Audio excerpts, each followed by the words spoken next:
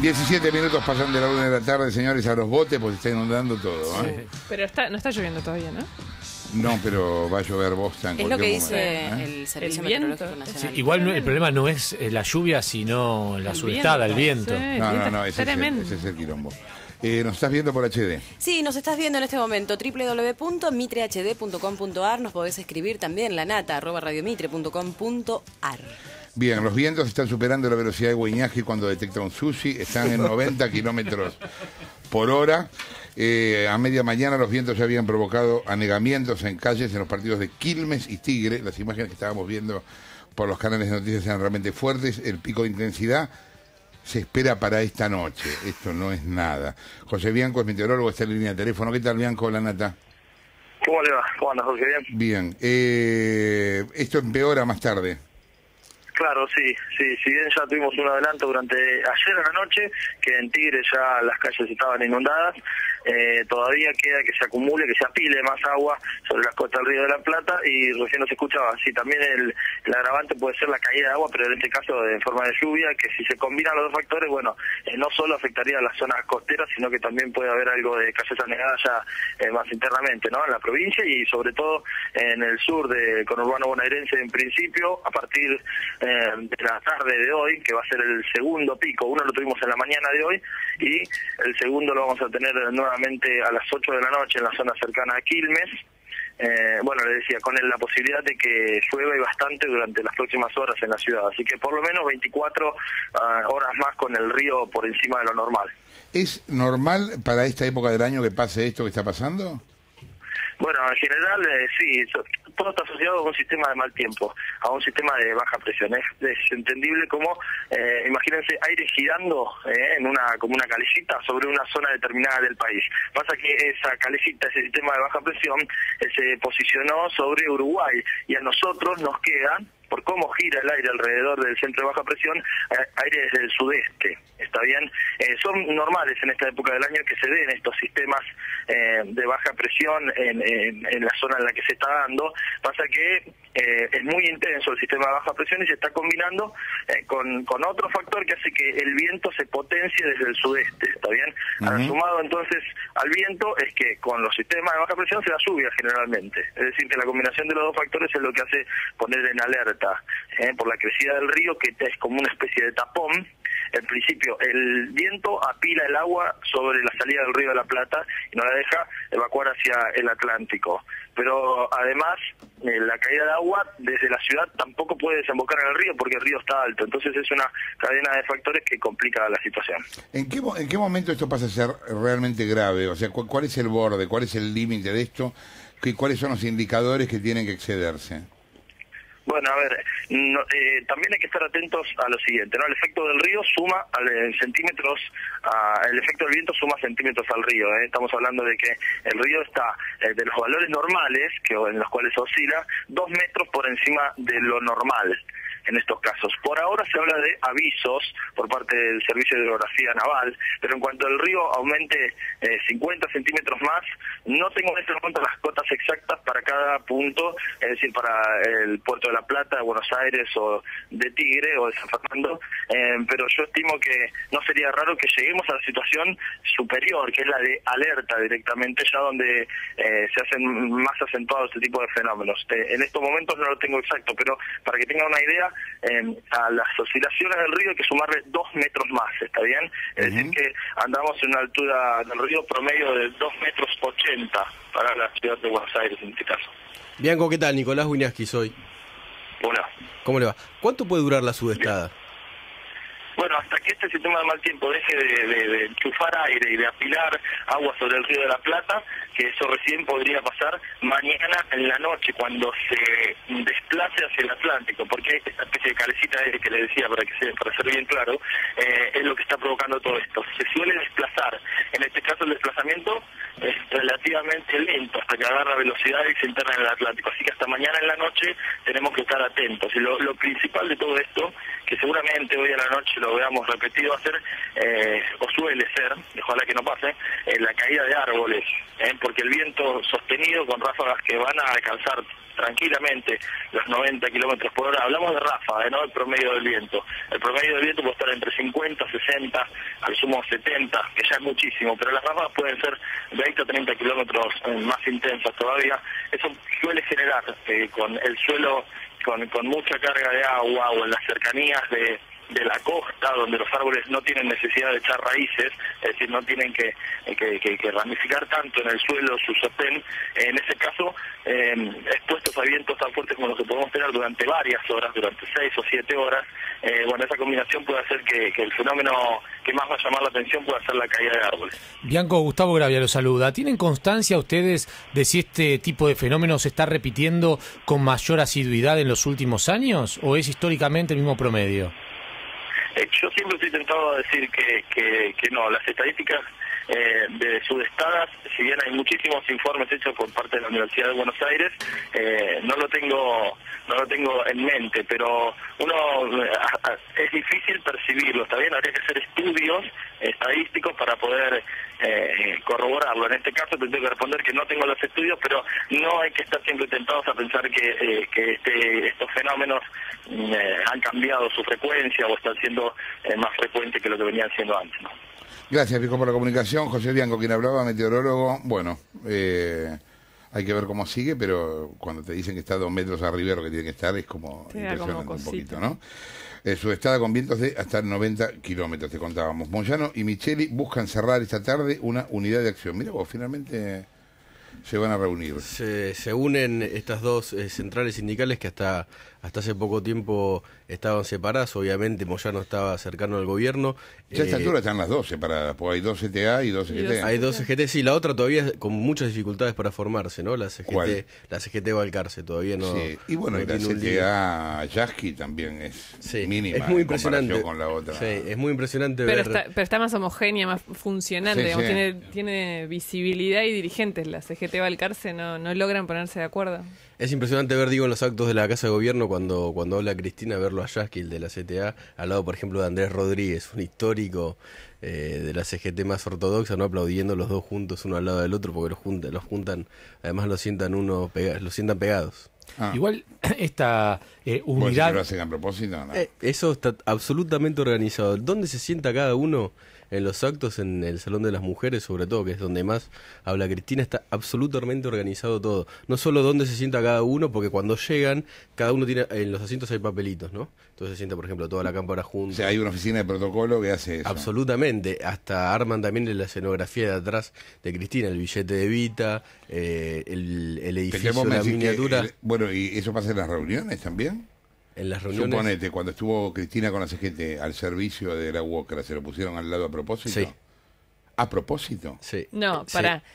No es que los se lo asientos pusieron están al lado. absolutamente Claramente que el que organizados. se sentaba Sí. al lado de Cristina no lo iba a elegir entre los sindicalistas. Eso Eso está elegido, obviamente, por protocolo. Eso lo eligen el gobierno, digamos, del gobierno. Ahí Pero eligen son a quién. boludos, no se dan cuenta que no la pueden sentar Pero al lado es que de ella un lo ¿De quién? sostiene. No, Martínez. absolutamente Ella lo sabe y sostiene muy firme. Eso no, ni siquiera lo oculta. Es más, hubo un Claro. acto. No, ocultarlo lo oculta porque el encapuchado no estaba al lado de la mina. Pero Sí. hubo un acto después, ¿no? Digo, Ahora con todo respeto. no me acuerdo bien cuándo, y por otro tema donde estaba Gerardo Martínez, y ella misma habló de Martínez, le dijo Gerardo, estaba ahí, podría haberlo obviado. Igual lo reprende.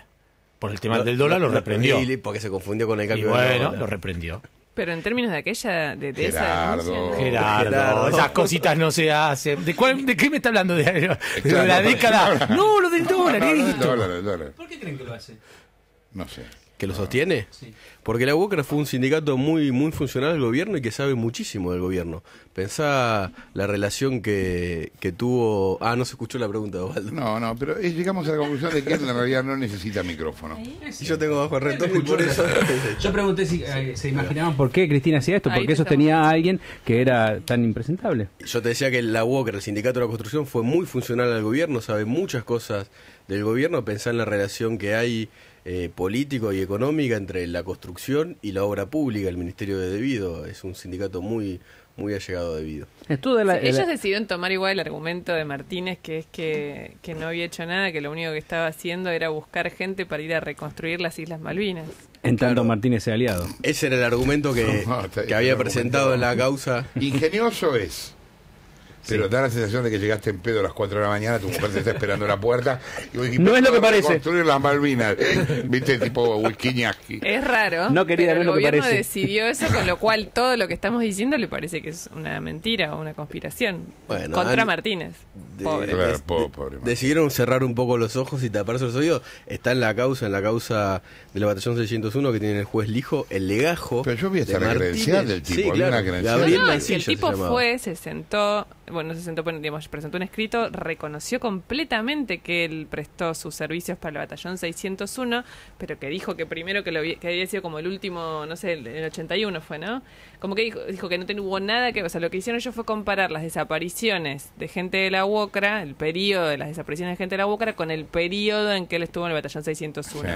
Y lo que ellos dicen es que no coincide La fecha. la fecha, con lo cual él no habría tenido ninguna injerencia en ninguna desaparición, lo que no significa que, ¿Y qué digamos, hacía que en ahí? sí ¿Que era- mismo, quién o sea, era claro. un kindergarten que Y atendía que por los- otra parte, lejos de hacer espionaje, lo Sí. que él se dedicaba era ir, como él era chico, dice, como era una persona de 20 y pico de años, se dedicaba a ir y buscar albañiles para la reconstrucción que se iba a hacer una vez que el gobierno militar recuperara las Islas Malvinas. Ah, pero entonces él sabía que íbamos a recuperar Exacto. las Malvinas Sí, un sí. año antes de que fuéramos. Por eso era Había un montón un de trabajo, albañiles. era un trabajo de Porque espionaje. Y no sé, y qué raro Si que no el se tipo estaba filtró, ¿no? contratando a los albañiles, tenía que decir a dónde iban. Ah, ¿Viste? pero no te digo. Yo Te no va a llegar un puedo- no pasaje. te puedo contar, Te va a claro. llegar un pasaje. Claro. Lo cierto es que tenía un legajo, una jerarquía entre las autoridades del 601 que no era un agente común, no era un perejil. Está el legajo, las autoridades dicen que era un agente leal e inteligente. Su nombre de espionaje era Gabriel Mancilla, porque te cambian siempre de acuerdo a tu primera letra de tu La nombre y G, tu apellido. claro, GM. GM, Gerardo Mancilla. Martínez y Gabriel Mancilla. Claro. Está el legajo, así que es inocultable, tuvo un papel muy importante. ¿Le en pusieron esto. un nombre de espía para ir a hacer una casa a Malvinas? Sí. Y a los albañiles también. Mira, Les ponían, sí. Yo te Todo lo con bautizo y les iban poniendo. Ahora es raro que intenten Mancilla. cerrar esta... Mancilla. Sí, claro, somos una familia Mancilla. Digo, es raro... Había 63 tipos de la familia Mancilla. Es sí. raro que intenten cerrar esta tarde esa famosa unidad de acción, ¿no? Porque ya habían intentado antes. ¿Te acordás que la CTA decidió no concurrir al acto de Moyano porque solo iba a hablar Moyano, no le daban lugar a Pablo Micheli? No sé si habrán resuelto No. sus cuestiones de ego. Me parece que en ese momento la marcha era convocada por Moyano y se iba a sumar Micheli. Moyano quiso hablar él solo, no compartir el acto. Ahora sería una marcha conjunta Igual del sería, Frente Sindical y sería por lo reclamos. lógico, sería lógico que pasara, digamos. Más allá, yo realmente no sé cuáles son los puntos de desacuerdo. Ahora en un rato vamos a hablar con Pablo Micheli, pero sería lógico. El tema, yo ahí creo que eso va evolucionando a medida que, por un lado, Moyano se da cuenta que ya no tiene retorno con los otros y ellos también necesitan un aliado más grande Sí. que lo que ellos mismos son. Entonces, bueno, es lógico que se unan, digamos. ¿no? Igual sí, es lógico, pero es una unión que entiendo que va a ser muy complicada y que por eso tiene puntos tan concretos en el acuerdo, porque en realidad el modelo sindical de la CTA y el modelo sindical de Moyano es completamente distinto. Y de hecho la CTA de alguna manera viene a renovar ese modelo sindical que puede representar Moyano y muchos otros sindicalistas de este país. Por eso por ahí se nota mucho en los puntos del acuerdo, es que es como si fuera un acuerdo de coyuntura en referencia a reclamos concretos de los trabajadores. 1:30 de la tarde, metí una tanda y hablamos con Micheli en un segundo. Dale. La nata sin filtro. Por Mitre.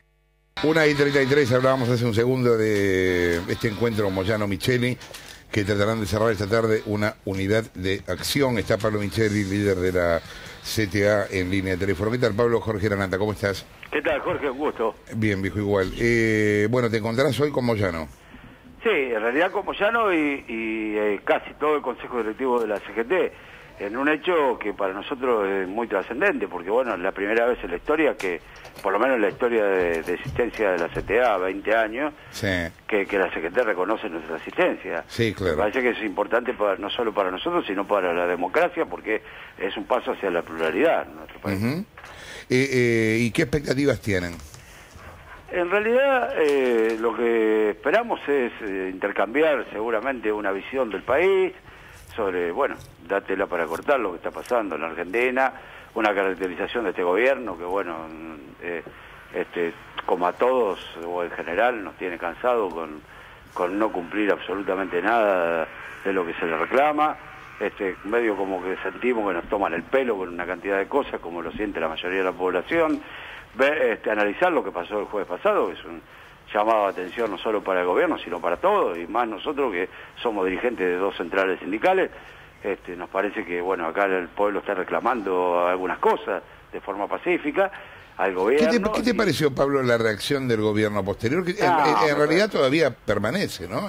Como todo, me parece que este gobierno sigue viviendo un país virtual, no el país real, y reacciona de manera burda, ¿no? Contestando que va a ser otra marcha, que hagan lo que quieran. En democracia pueden hacer todas las marchas que quieran, lo que deben respetar a los que no están de acuerdo, y eso es lo que no hacen. A mí, ¿sabes qué me preocupa? Cómo el gobierno insiste en esta grieta, ¿no? En la división. Y en el sentido de que intentan interpretar una especie de realidad clasista, que en el fondo yo creo que hasta ustedes mismos en los sindicatos les tendría que preocupar, porque vos pertenecés a un sindicato que está formado por gente de clase media, digamos, como gran parte de los sindicatos, o sea, la gente que de clase media baja, si querés, o de clase media en algunos casos, o de media alta en otros, pero son gente de clase media, tampoco se puede decir que... Yo no creo que el gobierno tenga una actitud clasista, Jorge. El gobierno debe, o en todo caso, si tiene una actitud clasista, la tiene para el lado de la clase poderosa, no para el lado del pueblo. Claro. Por favor, ¿qué me va a contar? Que los amigos del gobierno son todos empresarios poderosos y que se están llenando de plata en Argentina. ¿Qué me habla? El jefe de la FIP me dice que no tengo que salir al exterior y tiene una casa en Punta del Este y se va de vacaciones a Punta del Este. Son una vergüenza, realmente, ¿no? Entonces, frente a esto, yo la verdad que me preocupa más qué hacemos nosotros frente a esto, no qué hacen ellos. Y creo que lo que nosotros tenemos que hacer es, bueno, lo que vamos a hacer hoy, tratar de ayudar a construir una unidad fuerte del campo popular, no gorila, una unidad que salga a defender, y con eso no quiero decir que la gente que fue el jueves gorila, ¿no? Digo por algunos carteles que son medio groseros respecto a algunas leyendas que había el jueves. Yo creo que la gran mayoría de gente en todo el país salió con el tema de tratar de resolver el tema de la inseguridad, el tema de la educación, de la salud, del salario, de la pobreza, bueno, un montón de cosas, inclusive también lo del dólar, todo legítimo que lo pueda plantear. Y nosotros vamos a tratar de que el problema del impuesto a la ganancia sobre el salario, los topes a las asignaciones familiares, el tema del salario mínimo, que fue una burla el otro día, que eso se modifique a través de medidas de acción que podamos hacer en conjunto con la CGT. Vos sabés que yo no escuché demasiado cálculo respecto a cuánta gente puede haber habido el otro día. Ustedes tienen mucha experiencia con respecto al tema de las marchas. Sí. Lo que sí se veía era mucha gente. ¿Vos tenés idea o ustedes mismos extraoficialmente calcularon cuánta gente puede haber habido en la calle? Mira, yo te digo, yo creo que hubo más de 200.000 personas en la calle, acá en Buenos Aires. Pero eso es muchísimo. Sí, claro. Era un río de gente. Me tocó que en ese momento viajaba a Mendoza y me agarró, bueno, no podía pasar por el aeroparque. Casi pierdo el avión, salía a las 9:30 de la noche. En Mendoza hubo 15.000 personas. En la ciudad de Mendoza. Sí. 5.000 en San Rafael, por ejemplo. La gente estaba sorprendida, porque dicen que no recuerdan marchas con tanta cantidad de gente en Mendoza. Me parece que no ha sido una casualidad. Parece que debe haber ocurrido en casi todas las provincias. Sí, bueno, las imágenes que se vieron del interior eran realmente impresionantes en muchos lados, digo, no. Sí, por eso. Sí. Pablo, ¿qué tal? Nicolás Wiñaski soy. ¿Qué tal, Nicolás? ¿Cómo te va? Esta unidad de acción que están charlando conformar con la CGT, ¿termina en un paro y movilización? Ojalá no termine ahí, empiece ahí. Pero puede ser que vayamos a un paro y movilización. La CTA ya lo ha convocado para la primera quincena de octubre, pero bueno, estamos dispuestos a modificar la fecha si la CGT no cree que sea el 11, es el día que habíamos decidido. Puede ser una semana después, una semana antes, no tenemos problema con eso, pero sí estamos dispuestos a hacer un paro y una movilización porque creemos que la unidad no suma, multiplica, y creo que podemos ser muchos miles en la Plaza de Mayo y en todo el país si vamos juntos. Micheli, ¿cómo te va? Luciana Geuna te habla. ¿Qué tal, Luciana? Bien, recién yo me preguntaba al aire algo que me parece importante en esta unión, que es, de alguna manera la CTA vino a remodelar o a renovar el modelo sindical que Hugo Moyano sería uno de esos representantes en cuanto a la forma, no solo del sindicalismo, sino de creación de empresas, enriquecimiento y cuestiones que tienen que ver con eso. ¿A ustedes les parece que este acuerdo con Moyano puede tener una profundidad importante en ese sentido? Nosotros creemos que las diferencias que tenemos con el modelo de la CGT no van a cambiar en una reunión. La CTA es la CTA, la CGT es la CGT. El modelo que ellos llevan adelante, en muchos casos nosotros no lo compartimos ni lo practicamos. Pero de todas maneras me parece que tenemos 4 o 5 puntos reivindicativos comunes, que vuelvo a reiterar, son estos que tienen que ver con el salario mínimo, con el impuesto a las ganancias sobre el salario, con el tema de la ley antiterrorista, con el tema de los topes de las asignaciones familiares y la unificación de las asignaciones familiares, y el tema del 82% móvil, que en esos puntos estamos de acuerdo. Hay otras cosas que, bueno, si en otro momento la discutimos, probablemente aparezcan diferencias. Por ahora vamos a tratar de trabajar sobre las cosas que tenemos en común. Gracias, viejo, por la comunicación y en buena hora que se puedan encontrar y ojalá la cosa sea el comienzo de algo. Ojalá. Bueno, un abrazo grande, le mando. Chao, viejo. Pablo Micheli, quien hablaba, líder de la CTA. 1:40. ¿Qué tenés vos, Barzán? Mira, yo te quiero presentar hace unos días, y como pasan No, tantas veía a alguien que me cosas. estaba esperando. Era yo, el Cabito de la Corpo. Escúchame. Vamos Te pido mucha atención para la música. Lo que viene ahora es un test. A ver si entraron en el siglo XXI o no. A ver si ustedes entraron finalmente en el siglo XXI o no. Vamos a escuchar a Super Guachín con el tema Se pixeló el vinito. Super Guachín es muy siglo XXI. Ya Quiero saber si efectivamente entraron en el siglo XXI. Escucha.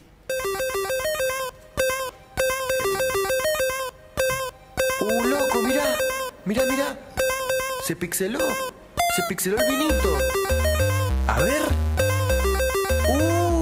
Zarpado.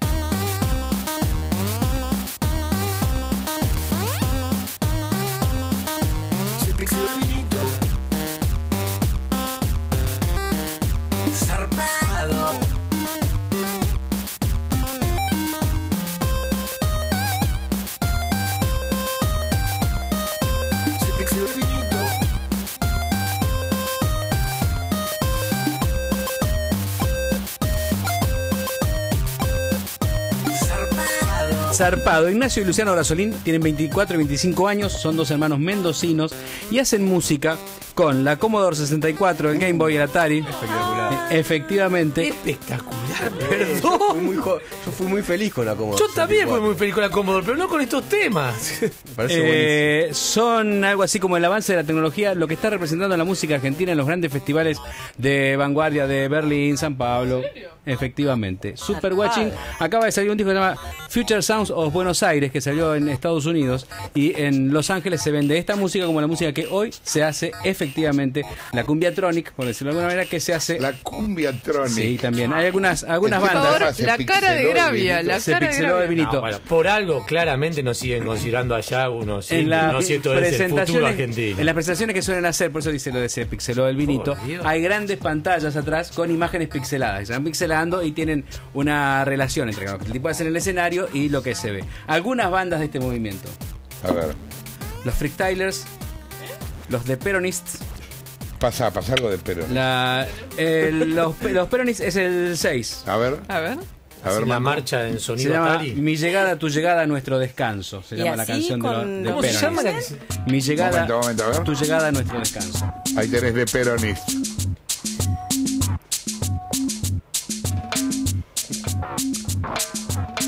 También están los Quincoya. ¿Es todo así, boludo? Sí. La chancha vía circuito se llama. Avanzar un poco. Tula eléctrico. Otro se llama chancha vía circuito. A ver. Otra Pará banda de interesante. hablar. Yo te digo. La misma canción, ¿eh? Sí, la misma canción, avanzar el tema. Sí, igual la nota. Para bailar. ¿Cómo se baila? Piatrónica. Parece cumbia colombiana. No me gustó pero a ver qué otro. ¿Querés escuchar chancha vía circuito? ¿Cómo? ¿Eh? Chancha vía circuito. Chancha vía circuito. El tema 9. A ver, andate al 9. Se llama Priema la canción que podés escuchar en The Sounds of Buenos Aires.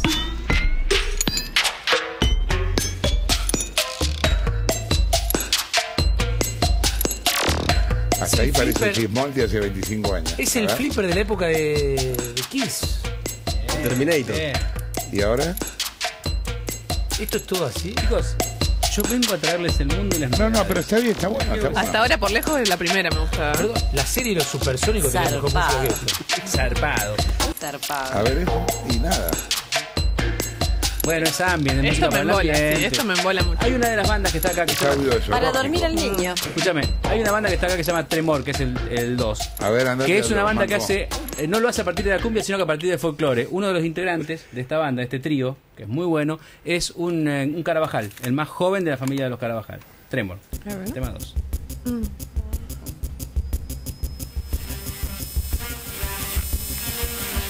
Malam. Es un malam.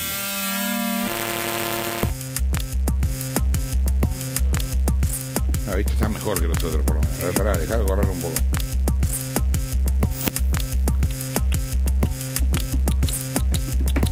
Sí. Es una locura. Sí, es Carabajal que no deja tocar en la fiesta de Navidad. No, este Carabajal es muy querido en la fiesta. Estuve con él en Santiago del Estero y la verdad que es un Carabajal más. Cuando lo pones con nosotros es un Carabajal más. Este es el Carabajal que no dejan tocar en la fiesta de Navidad. Bueno. Esto es Tremor. A ver, volví al pixelado el vinito, que los otros no pasa nada. Ya lo había elegido. El 7. Super Watching. Zarpado. No, por el amor de Dios. Este está bueno. Además, se pixeló. No, al lado de los otros es hermoso. Se pixeló el vinito, es muy lindo. Se pixeló el vinito. A ver. ¿Por qué le explica como si estuviera en Disney Channel? Porque lo están mirando atrás en una pantalla gigantesca en el momento que lo toca. Este está bueno. Sí, está bueno. Usan también otros juguetes electrónicos. ¿De qué tipo? Ampliados. Quiero que me inviten a jugar.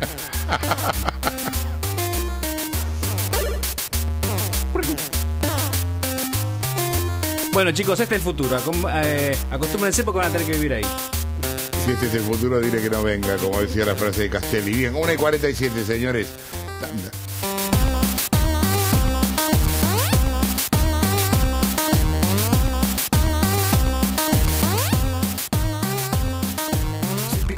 La nata sin filtro.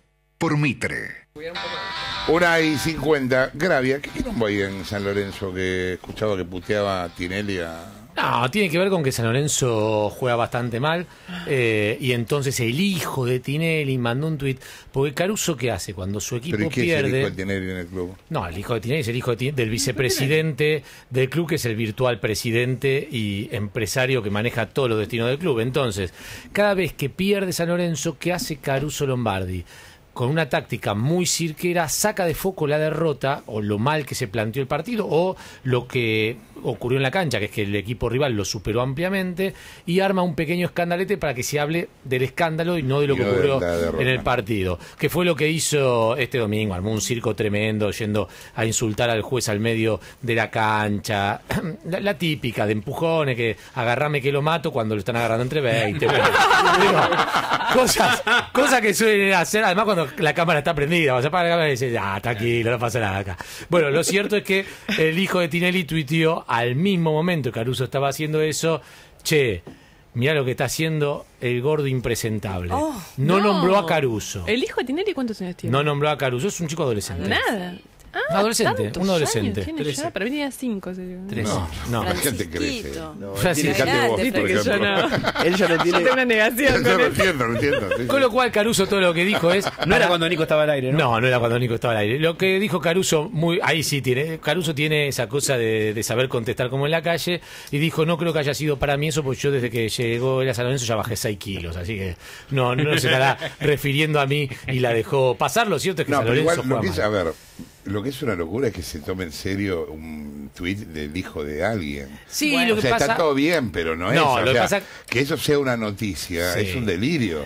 No es que lo dijo alguien que es un chico. Es que desde, o sea, desde que Tinelli entró a San Lorenzo se decía que a Tinelli no le gusta Caruso Lombardi, no cree que sea el técnico ideal para San Lorenzo porque plantea los partidos de una forma muy defensiva y se supone que el hijo está imbuido en todo caso de la filosofía del padre, algo que a mí me parece muy raro, porque yo tengo un hijo adolescente y piensa diametralmente distinto. Le digo, escúchame, mira esto y te dice todo lo contrario, como hacen generalmente los chicos adolescentes. Le decís, mira que bien está jugando este y te dice, está jugando mal. Mira que mal está jugando este y te dice lo bien que está jugando. Pero bueno, de cualquier manera, más allá de eso, a mí me parece que la noticia fundamental que ocurrió en el deporte y que ha pasado inadvertida de una forma increíble entre ayer y hoy es un fallo de la Corte Suprema bonaerense. ¿qué pasó? Un fallo que viene a sentar jurisprudencia y probablemente a cambiar bastante la lógica de cómo se puede judicializar las faltas deportivas. En el año 1994, Camoranesi, que hoy es un jugador muy famoso, un jugador que jugó mucho en Italia, jugó para la selección italiana, ahora está jugando en Racing, cometió una falta tremenda en la Liga Marplatense, jugó en la Liga Marplatense a un jugador rival de apellido Pizzo. La falta fue un planchazo, falta muy severa, a Pizzo lo tuvieron que operar de la rodilla y no pudo volver a jugar al fútbol. La falta fue muy grave y no pudo volver a jugar al fútbol. Pizzo le inició una causa a Camoranesi. Y la ¿Pero Corte por la lesión, por la lesión deportiva. Él dijo que había sido intencional, que había venido a pegarle intencionalmente en medio. ¿Y prosperó? No solo prosperó, sino que llegó hasta la Corte y la Corte ayer sacó el fallo diciendo que Camoranesi debe indemnizarlo con 200.000 pesos más intereses por todo el lucro cesante porque este muchacho no pudo volver a jugar al fútbol. ¿Qué había dicho en su defensa Camoranesi por intermedio de sus abogados? Dijo, bueno, es una actividad deportiva en donde hay un riesgo de contacto y esto se produjo en una situación de partido de fútbol. Si ustedes ven la imagen, en realidad la situación, Camoranesi va con mucha violencia a disputar el balón. No es que va a pegarle directamente al rival, va a disputar el balón y en esa disputa del balón va tan fuerte que termina produciéndole una lesión que lo deja fuera de la cancha y fuera del fútbol a Pizzo. ¿Qué dijo la Corte Suprema? Que el desarrollo de una actividad deportiva no puede ser esgrimida como pantalla o justificativo para excusar a un deportista de una conducta manifiestamente imprudente. Esto va a dar lugar a que probablemente se abran infinidad de demandas porque el fútbol es como cualquier deporte de contacto. Llevémoslo al rugby, digo, el fútbol es un deporte de contacto. Lo que tuvo Camoranesi en aquel momento fue una fuerte sanción deportiva. Un partido, un match de box que le diga me pegaste o juicio. No, bueno. O sea, claro. Bueno, es raro, no puede ser. Bueno, sí, los ejemplos es parecido. El tipo le pega un golpe bajo porque se equivocó. Bueno, los ejemplos no son equiparables porque en el boxeo la función es lastimar al otro hasta que el otro caiga. Digamos, que un knockout es una conmoción cerebral.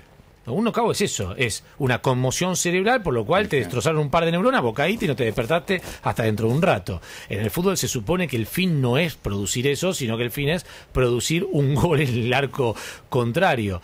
Igual, medir la imprudencia va a ser difícil. Va a ser difícil. A mí me parece un fallo que no fue muy difundido. Yo no sé por qué no lo han tomado con la debida importancia, pero va a abrir una puerta muy grande a demandas civiles de todo tipo, me parece, a partir de ahora en la República Argentina, lo que hace al desarrollo de los partidos. ¿Y había un reclamo económico? Había, claro. Es un, ¿Y cuánto? 200 lucas. 200.000 pesos, 200.000 pesos más todos los intereses, sí, las costas y todos los intereses del 94 en adelante. montón de plata. Yo creo de cualquier manera que si le fijan 200.000 pesos también significa que lesiona, porque también se mide eso, Sí. lesiona a un jugador que en aquel momento no se especulaba que tuviera una gran carrera por delante, porque si hubiese lesionado Claro. a un futuro Messi, estaríamos hablando de un juicio mucho más millonario. Pero me parece que viene a cambiar el estado de las cosas en el fútbol argentino. Si esto hace bajar la violencia que hay en las canchas, Estaría bien. estaría pero no es buenísimo, ese, no es ese el tema. pero ese no es el eje Eso de va la a discusión. desencadenar un montón de negocios también, va Supongo. a desencadenar un montón de Y en- criterios raros, de jueces comprados o al revés, que Habrá que ver cómo se define, pero a mí me parece un caso que viene a cambiar a partir de ahora mucha jurisprudencia que hay sobre las lesiones deportivas. 1:57. Inicio de espacio publicitario. Ata Sin Filtro por Mitre. 8 minutos pasan de las 2 de la tarde. Se complica cada vez más la cosa en Venezuela, mientras las encuestas están diciendo que están ahí parejos. Hay declaraciones de todo tipo confusas. Hubo una bola de que Chávez había dicho que si perdían había que ver si el ejército lo aceptaba. El ejército está muy comprometido con el gobierno de Chávez, comprometido en todo sentido. Tema con la FARC también. Políticamente otro, ¿no? y desde el punto de vista de los negocios. Las dos cosas están pasando. A la vez, Chávez interrumpió una cadena nacional, con una cadena nacional, la transmisión del acto de campaña de Capriles, del rival opositor, para inaugurar una escuela en Caracas a principios del año escolar. Faltan 20 días para las elecciones. El canal privado Globovisión, que es el único que quedó, transmitía un discurso de Capriles durante un encuentro ahí en Caracas, y en ese momento la emisora tuvo que dar inicio a la transmisión del mensaje de Chávez, que apareció rodeado de niños y de sus colaboradores más cercanos en Macarao, una comunidad caraqueña. Bueno, se pudrió todo, hay un escándalo con eso. También hay una medida rara de Chávez con respecto al tema del dólar. Abrió cuentas en dólar, sí. Permitió que se abrieran cuentas no para atesoramiento, sino para viajar, cosa que hasta ahora no solo no había pasado, sino que por otro lado se desestimulaba. Alguna vez te contamos que existe esto que se llama Cadivi en Venezuela, que son 9 carpetas de trámite para poder conseguir dólares y tampoco sabes si te lo dan o no te lo dan. César Batis es coordinador de política del diario Últimas Noticias, está en línea de teléfono. ¿Qué tal, César? Jorge Lanata te habla en Buenos Aires. ¿Qué tal, Lanata? Gracias por permitirme hablarle a ti y a tu audiencia. Bueno, contame, Acá en Caracas, ¿cómo está la situación general? O sea, ¿cuál es el estado de ánimo allí?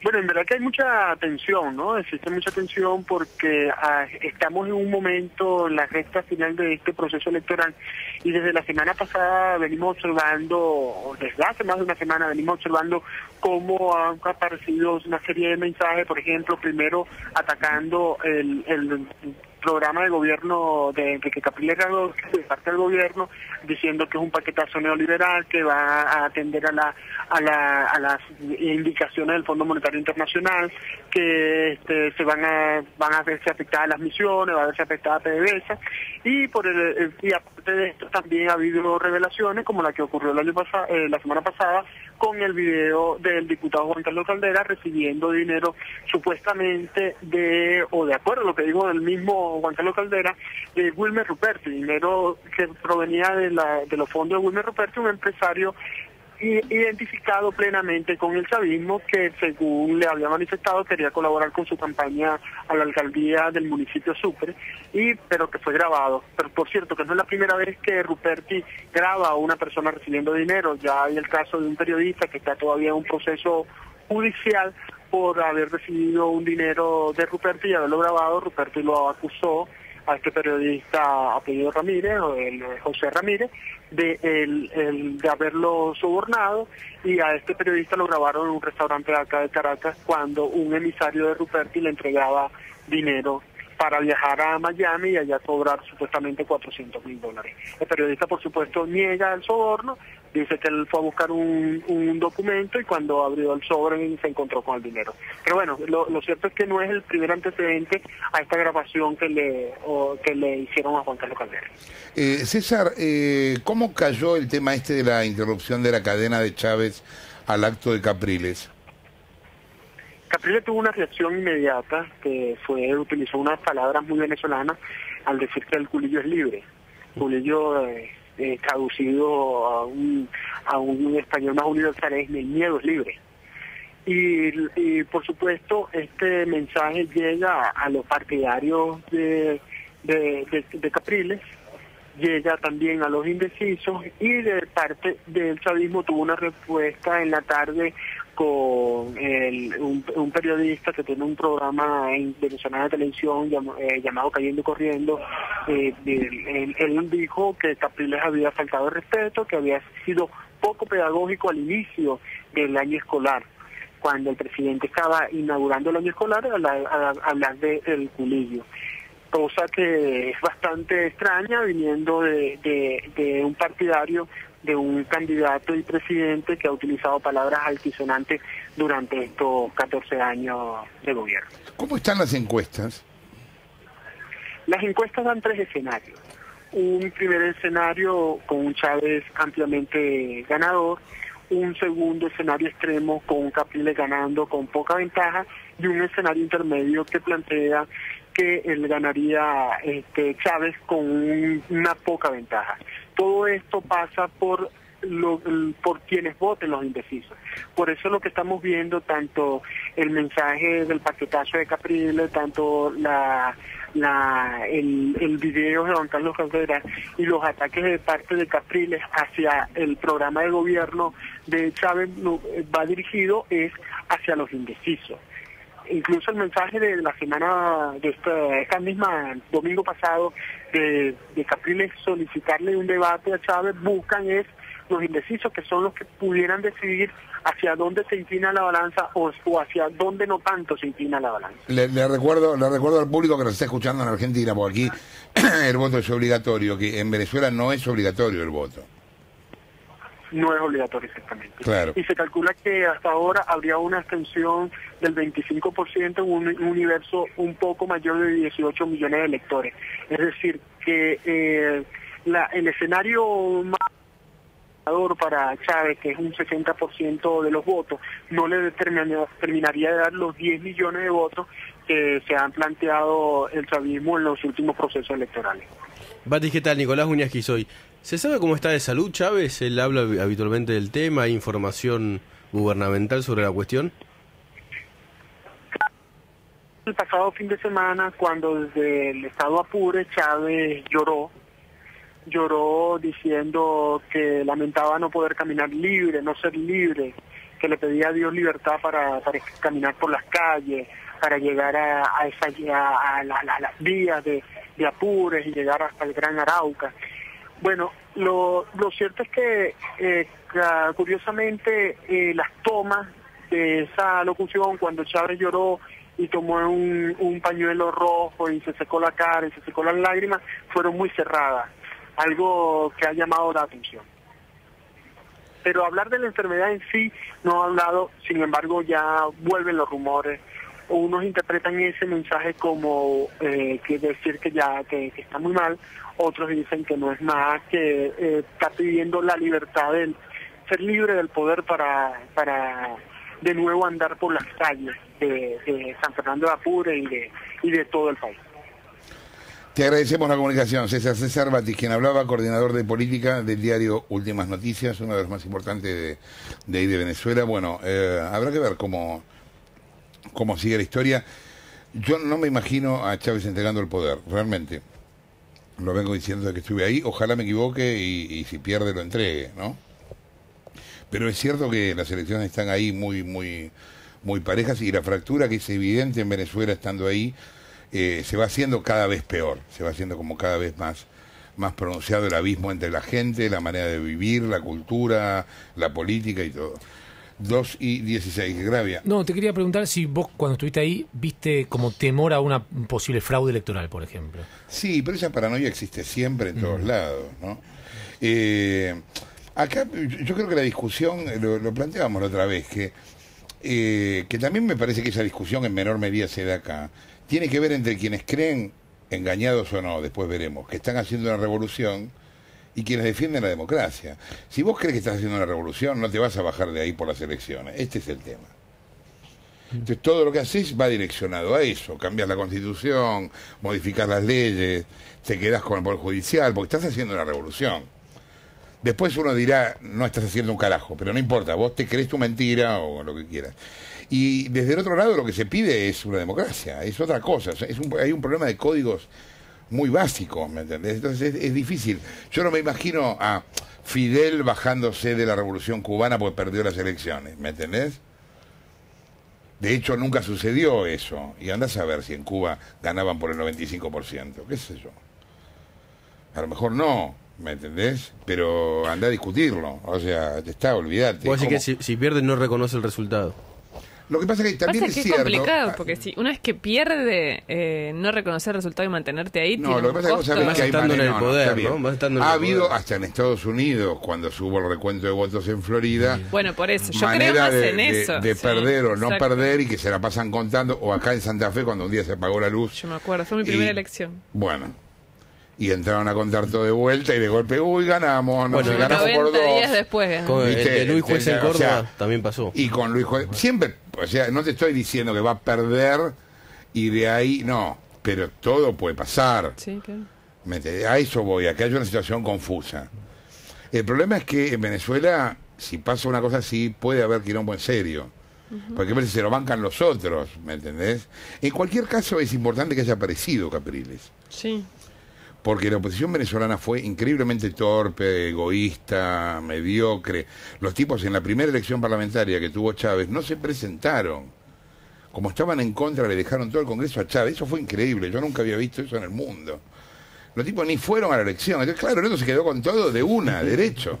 Mirá si lo vas a emilanar por eso, al revés. Bueno, 2:19. La nata sin filtro, por Mitre. Sin filtro, por Mitre. 2:24, los Wichis son una tribu agradecida. Muchas gracias a la vida, gracias Dos Escudos, Juncal 905, porque cada vez se esmeran en mejorar esos productos, esas maravillas que nos deleitan cada día. Se nota. La asociación del libre de la negra son increíbles. Muchas Lo que hace por un triple de choclo es una cosa. No, claro. Dale. Agradecemos a Radio Taxi Taxilla 4904-1010 y a Motorola. La producción de La Nata Sin Filtro se comunica con Smartphone Motorola. Gracias. ¿Qué tenés, Geuna? No, quería contar, mañana empiezan las audiencias, no, son las audiencias con los 3 candidatos a jueces federales los 4 candidatos que van a cubrir las famosas vacantes que hay en Comodoro Pi. Recordemos que el fuero federal, vamos a hablar de uno en particular, que es el que más nos interesa, porque es el candidato de Javier Fernández. ¿Se acuerdan del ganador del brinco? Javier Fernández, el que ganó el brinco. El ganador del brinco. Brinco, carajo. Sí.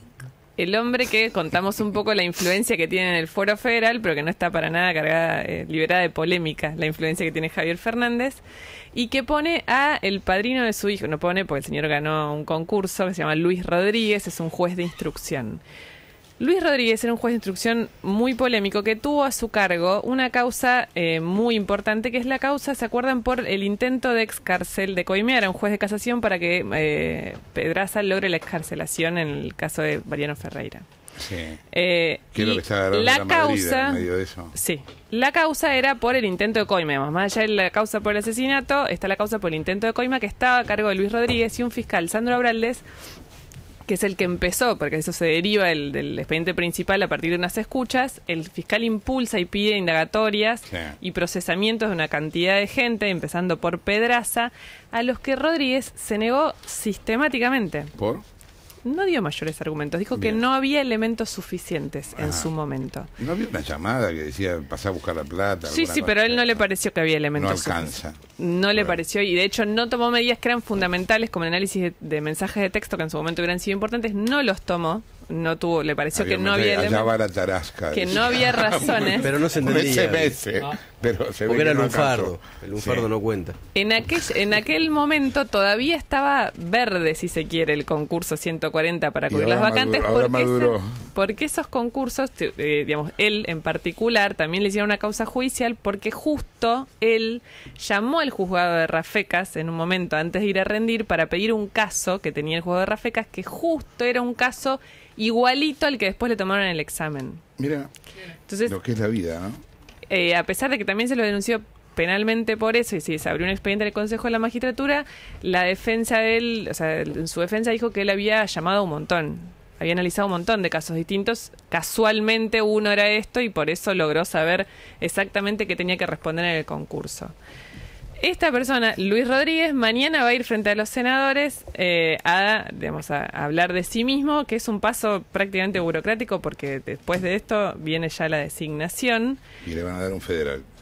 Le van a dar un federal, pero quiero contar 2 detalles más, 2 cortitos. Uno es que, ¿se acuerdan que decía que no con el tema de la causa de la coima? Bueno, justo cuando finalmente el Consejo manda la terna y el Ejecutivo decide impulsar la terna y mandarla al Senado, le pareció que había elementos. A fines del año pasado, cuando el Consejo de la Magistratura finalmente dice, bueno, mando esta terna al Ejecutivo, le pareció que había elementos y de repente después hubo un montón de obstrucciones que hacían obviamente los abogados de las defensas de los imputados, pero finalmente cuando eso se superó, le tomó indagatoria a todos y ahora, la semana pasada, procesó a todos. Le pareció que había elementos para que todos fueran, por lo menos, hubiera elementos muy importantes para considerar que fueron culpables de esa maniobra. Ajá. Luis Rodríguez, por esto y por varios temas más, fue impugnado por varias ONG. Una es el CELS y la otra es la Asociación Civil por la Igualdad y la Justicia. Y lo particular es que el CELS en su impugnación está acompañado por abuelas de Plaza de Mayo, madres de Plaza de Mayo, línea fundadora e hijos. ¿Qué es lo que está pasando? O sea, abiertamente organizaciones que son muy afines al gobierno, los que se supone que el gobierno escucha muchísimo, están pidiendo que este señor, por elementos muy concretos, no acceda a un juzgado federal. Lo concreto es que hasta ahora no se vio un solo movimiento de parte del Ejecutivo para retirar esta designación. Ni se va a ver. Ni se va a ver. Déjame agregarte sobre Luis Rodríguez. Luis Rodríguez tuvo a su cargo todas las causas que tenían que ver con River. Todas. ¿Por qué? Porque le tocaron... No, le tocó a él la primera causa y después por conexidad, digamos, cuando los imputados son los mismos, aunque haya nuevos hechos, siempre toma las causas el juez que tiene el primer caso. Luis Rodríguez hace un primer dictamen cuando fue el crimen de Gonzalo Acro, un primer dictamen que el paso siguiente era, sin siquiera indagarlo, mandar directamente preso a toda la dirigencia de River. Mañana si quieren les traigo el dictamen, durísimo. Tremendo el primer dictamen. ¿Quién lo hizo? Luis Rodríguez. Puedo hacer una corrección. Los dictámenes son de los fiscales. Una resolución. Una resolución. El paso siguiente fue procesar a todos los barra bravas 10 días después y dejar afuera a todos los dirigentes. En esos 10 días no te puedo explicar la cantidad de dirigentes de River que conocieron tribunales sin haber sido citados a declarar. Tan así es el caso, tan escandaloso fue que la Cámara le dijo, escúcheme, porque después lo sobresee. Si no sobresee, a mí todos los elementos que hay acá para conformar una asociación ilícita. Dice, llámelos a declarar aunque sea. Los llama a declarar. Los llama a declarar y se queda con la declaración de nosotros no tenemos nada que ver y no hace ninguna otra medida de prueba y los vuelve a sobreseer. Somos buenos. Una cosa así, ante los cuales la Cámara le dice, ok, le saca la Cámara y se la manda a otro juzgado. Como todos saben, en realidad los jueces son los que mandan, pero los que llevan las causas son generalmente los secretarios y los prosecretarios. Había uno que llevaba el crimen de Gonzalo Acro y yo tuve alguna discusión muy áspera por el tema de la asociación ilícita, fuera de lo que era específicamente el crimen, sino la participación de los dirigentes y lo que estaba haciendo el juez. Y me dijo, yo sobre eso no respondo, porque esa causa la lleva directamente el juez. Mira vos, qué contracción al trabajo el tipo, ¿no? Sí. El tipo que se toma su laburo en serio. Bien, 2:31. ¿Cómo estás? Bien, ¿y vos? ¿Vamos a la cama? No. Bueno, sí, dale. Colchones y Somiers Lacardeus dice, me gusta Jorge Lanata y Ernesto Tenenbaum. Porque ahora también podés decir, me gusta Lacardeus, sumándote a nuestra fanpage en Facebook. Hay una cosa que yo no te he dicho aún. En mis problemas sabes que se llaman tú. Gianluca Grignani. Por saber que encanta él. Volvamos a la música del siglo XXI de Osvaldo. Se pixeló el vinito, por favor. Es un músico italiano, Gianluca Grignani. Destino Paraíso es el nombre del disco y se la escribió a su gran amor, una argentina. Discúlpenme, mi historia entre tus dedos. ¿Quién? ¿Jessica Sirio? Victoria entre tus dedos. No sé, porque leí algo que estaba en Paraguay hablando de unos dólares, no sé, se me ocurrió. Bueno, ¿cómo anda la cosa? ¿Qué tal? ¿Todo bien? ¿Viste que murió Santiago Carrillo? El capo del Partido Comunista Español. Mira. Tapa de Europa, todos los diarios. No, lo que vi de España, que era importante, acá por supuesto nadie de bola, pues es un país... La fuga de depósitos. No, el tema de la renuncia de Esperanza Aguirre. Sí. De Esperanza Aguirre. No, simplemente es tipo muy importante para entender las transiciones democráticas en el mundo. Es el tipo de partido comunista que firma con los franquistas el Pacto de la Moncloa. Y toda la trayectoria estalinista, el último secretario del PC de la época del franquismo. Imagínate que los habían perseguido, los habían matado, los habían exiliado, los habían secuestrado, los habían... fue una cosa, 40 años de persecución, y el tipo va y firma que no iba a haber mirada hacia atrás. Eso es lo que firmó. Y del otro lado firman la legalización del Partido Comunista, que los franquistas lo querían matar a Suárez y a todos los que lo firman, y al rey que avaló ese tipo de cosas. Yo lo entrevisté a Carrillo cuando fue la crisis del campo, porque me parecía que era piola explicar, acá en la primera mañana, así en ese momento, explicar, cómo se pacta con alguien, porque no era el del campo y el gobierno, había una diferencia de guita. Ahí no, había 40 años de persecución. Era otra cosa, sí. Fue bastante fuerte para mí esa entrevista, porque el tipo decía, para acordar, lo primero que tenés que entender es que el otro puede tener razón. Primero, que el otro tiene sus razones. Y segundo, que pueden ser valederas. Hasta hoy se discute el Pacto de la Moncloa. El Pacto de la Moncloa tiene un aspecto que la verdad que es no mirar para atrás, el famoso no nos pasemos 40 años hablando de los 40 años.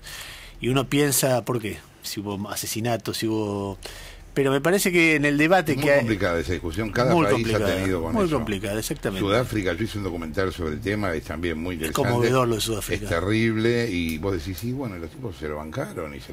Y cómo iban a confesar los crímenes de la guerrilla y de... Pero también las cosas simbólicas de cada país son distintas. Yo, me acordaba, en Sudáfrica hubo un asesinato que fue como una carga simbólica muy grande, que se llamaba, las víctimas de eso se llamaron las madres de Mamelodi, que iban unos chicos adolescentes y quemaron un micro con los pibes adentro, chicos de 15, 16 años, eran como 20, y las madres se transforman como las madres acá, pero las madres, bueno, las minas perdonaron a los tipos que mataron a los hijos. Y en un momento uno de los torturadores más famosos de Sudáfrica, que era un asesino pero increíble, un gran hijo de puta, que termina siendo ministro después, bueno, etcétera, le lava los pies a las madres de Mamelodi. Mirá vos, como la manera como el símbolo de pedir perdón. Bueno, y las minas aceptan y andás a ver, viste, está bien, está mal, qué sé yo. Ahora, para nosotros nos pasamos la vida pidiendo lo contrario, digamos, no, qué sé yo, le sirvió o no le sirvió. Cada país las experiencias son distintas, viste. En Colombia fue distinto también. Yo en su momento estuve en Medellín cuando fue el tema de la movilización de los paramilitares, también hubo otra historia. Cada país esas cosas las trata distinto. Sí, es muy difícil. Yo cuando vi por primera vez Solos en la Madrugada, en aquella época, los 40 años que decías recién, eso viene de ese discurso, que en el momento me pareció buenísimo, pero sobre todo porque vos lo entendés desde el punto de vista individual. Él dice, basta, disfrutemos de la vida, no nos pasemos 40 años. Después lo decís, flaco, estás diciendo para atrás nada. Y yo siempre sentí, alguna vez lo hablé con Almudena Grandes y con el propio Sacristán, que ellos miran demasiado poco hacia atrás y que nosotros miramos demasiado hacia atrás, y que tiene que haber un punto intermedio entre el agobio que muchas veces todos sentimos, decir, bueno, hay que seguir, ¿hasta cuándo? ¿Cómo? ¿De qué manera? Y la negación absoluta que tuvieron los españoles. Pues es que ¿no? Vicente tenía una reflexión sobre eso que estaba muy bien, que decía que no se puede vivir hablando todo el tiempo del Holocausto, pero tampoco se puede vivir como si el Holocausto no hubiera existido. Claro, es eso. O sea, ¿cómo haces para encontrar esa mitad, ¿no? Bueno, es eso, me generaba eso, ¿viste? Nosotros siempre hablamos de otra cosa y llegar de acá. No, pero bueno, de acá se puede. Vos decís que no, pero se depende puede, de la hora. 3 de la mañana, qué sé yo, ¿viste? Loco, mirá. Se pixeló el vinito.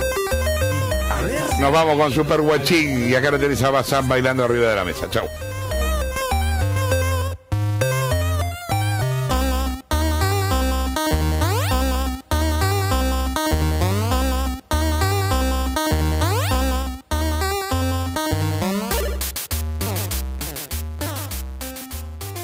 Sumate a la Cardeus en Facebook